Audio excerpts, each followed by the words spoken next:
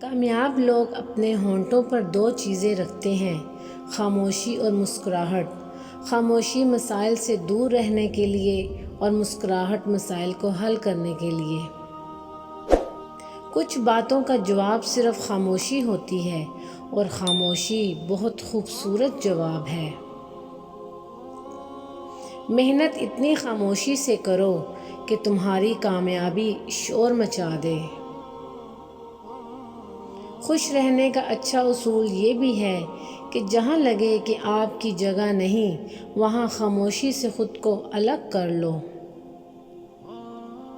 خاموشی ایک ایسی عبادت ہے کہ فرشتہ اسے لکھ نہیں سکتا، شیطان اسے بگاڑ نہیں سکتا، اور اللہ کے سوا اسے کوئی جان نہیں سکتا۔ جب درد حد سے بڑھ جاتا ہے تو انسان روتا نہیں، خاموش ہو جاتا ہے۔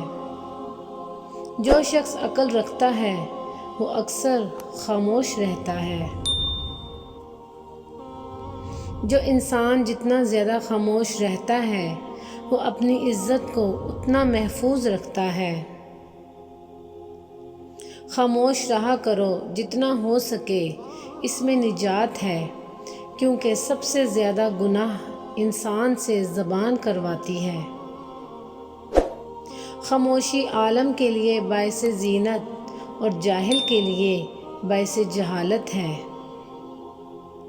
الفاظ کبھی بھی انسان کو اس کا کھویا ہوا مقام واپس نہیں دلا سکتا، ہاں خاموشی مزید تذلیل سے بچاتی ہے۔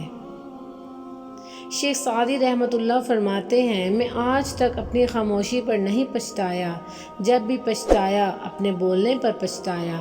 جزاک اللہ۔ ویورز، میرے چینل کو سبسکرائب ضرور کیجیے گا اور ویڈیو کو لائک ضرور کیجیے گا۔